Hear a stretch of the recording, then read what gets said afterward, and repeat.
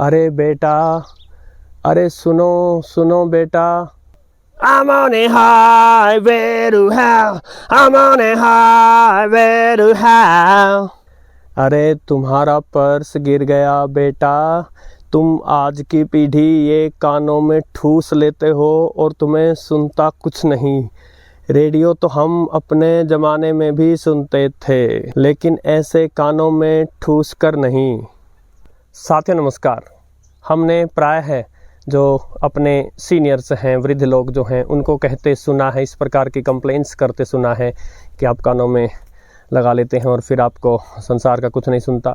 हालांकि बात भी उनकी सही होती है, किंतु एक बहुत ही विस्मयकारी बात यह है कि जो शुरुआती रेडियो था उसमें स्पीकर थे ही नहीं।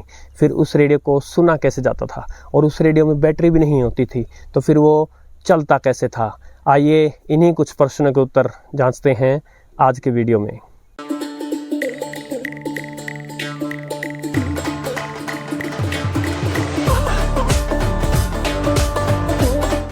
तो साथियों, आज की वीडियो का लक्ष्य शुरुआती रेडियो के बारे में भी बताना है और साथ ही रेडियो से जुड़ी कुछ टेक्निकल बातें, फ्रीक्वेंसी और वेवलेंथ। तो मैं बार बार बताता ही रहा हूं, आज एम्पलीट्यूड पर थोड़ा सा गौर करना है हमें।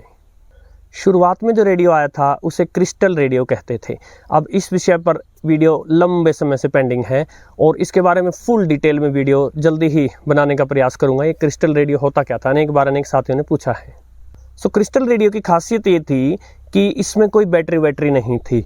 ये केवल जो पीछे से आने वाला सिग्नल था, जो ट्रांसमीटर ने जो सिग्नल छोड़ा है, यानी ऐसा सोच लीजिए रेडियो स्टेशन ने जो सिग्नल छोड़ा है, उस सिग्नल की पावर का ही प्रयोग करता था। खुद से इसमें कोई बैटरी, कोई किसी प्रकार का करंट यूज नहीं होता था। हम बातें कर रहे हैं 1910 और 1920 के दशक की, यानी 100 या इससे भी अधिक वर्षों से पहले की बातें कर रहे हैं हम। क्रिस्टल रेडियोस होते थे उस समय, जो शुरुआती रेडियो थे। आज के रेडियो में एम्पलीफायर लगा होता है, जो कि आपने सेल्स डाले होते हैं या बाहर से कोई अडेप्टर या फिर सीधा एसी करंट दिया होता है आपने किसी भी प्रकार से, उस करंट का, इलेक्ट्रिसिटी का प्रयोग करके और जो सिग्नल है उसको एम्पलीफाई कर लेता है। किंतु एक आज के विषय में हमें ये भी समझना है, ये एम्पलीफाई करने का मतलब क्या हुआ, सिग्नल में क्या बदल दिया ऐसा कि सिग्नल एम्पलीफाई हो गया। साथ ही क्या आपने कभी सोचा है कि रेडियो स्टेशन ने जो सिग्नल छोड़ दिया ये एनर्जी है, और एनर्जी का एक सिद्धांत है कंजर्वेशन ऑफ एनर्जी, ऊर्जा के संरक्षण का सिद्धांत, कि एनर्जी के neither be created nor be destroyed. आप ऊर्जा को न तो पैदा कर सकते, नहीं उसे आप खत्म कर सकते। तो रेडियो से जो सिग्नल छोड़ा गया है, आखिर वो खत्म होता भी है या नहीं, उसके साथ क्या होता है। तो देखिए, जो रेडियो स्टेशन से सिग्नल छोड़ा जाता है वो सिग्नल जो है वो काफ़ी कमज़ोर हो जाता है जब तक आपके रेडियो तक आता है, और रेडियो जो है जब तक उसे बढ़ा न दे, एम्पलीफाई न कर दे, और इसका अर्थ हम थोड़ी देर में ही समझेंगे, एम्पलीफिकेशन का अर्थ क्या है, सिग्नल क्या होता है, ये अर्थ भी हम थोड़ी ही देर में समझेंगे। किंतु अभी के लिए जान लीजिए कि उस सिग्नल को बढ़ाना ज़रूरी है और उसके लिए एम्पलीफायर चाहिए। और एम्पलीफायर जो है, सबसे शुरुआती एम्पलीफायर जो था वो ट्रायोड था।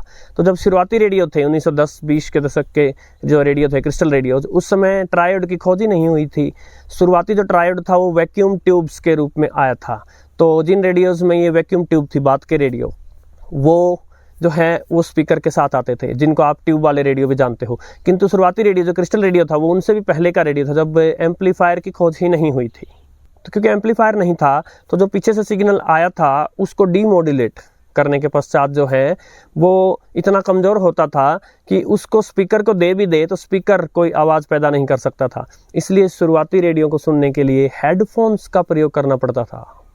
जी हाँ, तो बुजुर्ग लोग जब कहते हैं कि आप कानों में ठूस लेते हैं, तो देखिए जो बुजुर्ग लोगों के भी बुजुर्ग लोग जो थे वो शुरुआती रेडियो को कानों पर हेडफोन लगाकर ही सुनते थे। तो ये सब जानने के पश्चात साथियों, अब हम दो चीज़ें समझते हैं। एक तो ये सिग्नल का अर्थ क्या है और एक एम्पलीफिकेशन का अर्थ क्या है। तो देखिए, सिग्नल जो अपने रेडियो से संबंधित हैं वो दो प्रकार के सिग्नल हमारे काम आने हैं। पहला जो रेडियो ने छोड़ा है, ये जो है ये ऊर्जा है जो इलेक्ट्रोमैग्नेटिक वेव्स के रूप में आ रही है। मैं अनेक बार इनके बारे में बता चुका हूँ। और एक दूसरा सिग्नल है जब ये वेव्स आपके रेडियो के एंटेना से टकराई हैं, चाहे वो बीप एंटेना हो या अंदर की फेराइट रोड हो, जो भी हो, जब ये वेव्स उससे टकराई हैं तो वहाँ एक छोटा सा करंट पैदा हो गया। तो यानी जो अब तक वेव्स के रूप में था सिग्नल, आपके रेडियो में अब वो करंट के रूप में आ गया है। तो ये इलेक्ट्रिकल सिग्नल है। अब हमें इस सिग्नल की पावर या इंटेंसिटी, कितना ताकतवर हो सिग्नल, वो बताता है उसका एम्पलीट्यूड। तो चलिए एम्पलीट्यूड को और समझ लेते हैं। तो देखिए मैंने बार बार बताया है, जो इलेक्ट्रोमैग्नेटिक वेव चली आ रही हैं उनमें असल में क्या है, इलेक्ट्रिक फील्ड और मैग्नेटिक फील्ड जो है वो मूव हो रहे हैं। इलेक्ट्रिक फील्ड ऐसे वाइब्रेट हो रहा है, मैग्नेटिक फील्ड ऐसे वाइब्रेट हो रहा है, और वो वेव्स जो है वो सीधी चली आ रही हैं। तो वो वेव्स जो हैं वो कोई पदार्थ नहीं है, केवल एक डिस्टरबेंस है, और वो डिस्टरबेंस तभी हो सकती है जब ऊर्जा हो। जब वो वेव आकर आपके एंटेना से टकराती हैं तो उनकी वजह से, एंटेना मेटल का बना है, उस मेटल में फ्री इलेक्ट्रॉन्स होते हैं जो इधर से उधर घूम रहे हैं।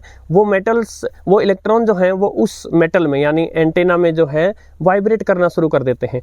और वो कितनी बार वाइब्रेट करते हैं, कैसे वाइब्रेट करते हैं, जैसे कि सिग्नल जो इलेक्ट्रोमैग्नेटिक वेव वाला सिग्नल था उसका इलेक्ट्रिक फील्ड वाइब्रेट हो रहा था, तो वो इलेक्ट्रिक फील्ड कितनी बार वाइब्रेट हो रहा था, या अब आपके एंटेना में जो करंट बना है उसमें इलेक्ट्रॉन कितनी बार वाइब्रेट हो रहे हैं एक सेकंड में, ये फ्रीक्वेंसी कहलाता है।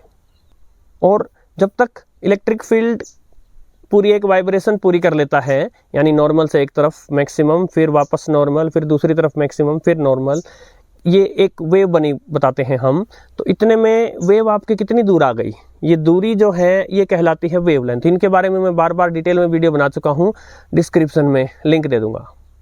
किंतु सिग्नल कितना ताकतवर है ये उसके एम्पलीट्यूड से पता चलता है। अब एम्पलीट्यूड आप ऐसे समझ लीजिए कि जब इलेक्ट्रिक फील्ड इधर हो रहा था और फिर वापस जीरो, और फिर दूसरी दिशा में बढ़ रहा था और फिर जीरो, कितना इधर गया या कितना उधर आया। अगर बहुत ज़्यादा इधर इधर होकर आ रहा है तो हम कहेंगे एम्पलीट्यूड ज़्यादा है, और अगर थोड़ा थोड़ा हो रहा है तो हम एम्पलीट्यूड कम बताएंगे।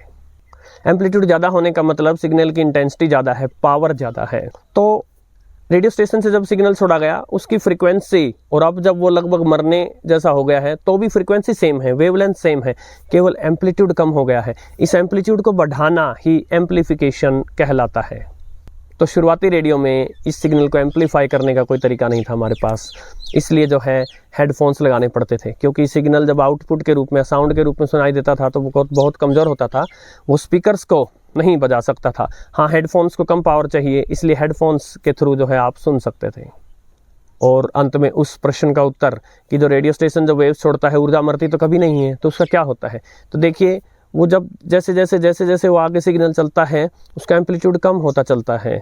और क्योंकि जब शुरुआत में सिग्नल छोड़ा था तो थोड़े से एरिया में था, और फिर उस स्टेशन से दूर जाता गया तो ऊर्जा तो उतनी ही है लेकिन उसको बहुत ज़्यादा एरिया में फैलना है। तो उससे क्या हुआ है, उसकी इंटेंसिटी, सिग्नल की इंटेंसिटी कम हो जाती है, और फिर वो एम्पलीट्यूड इतना कम हो जाता है कि एक लिमिट से आगे जाने के पश्चात जो है वो आपके एंटेना से टकरा भी जाए तो भी इलेक्ट्रॉनों में कोई सिग्निफिकेंट मूवमेंट नहीं हो पाती, आपका रेडियो सिग्नल को पकड़ नहीं पाता। सिग्नल हवा में ही रहता है, एनर्जी कभी मरती नहीं है, लेकिन वो यूजलेस होता जा रहा है जितना आगे बढ़ता जा रहा है वो, और आगे बढ़ता ही जा रहा है। आशा साथियों आपको आज के वीडियो पसंद आया होगा, आपको अनेक प्रश्नों के उत्तर मिले होंगे। नमस्कार।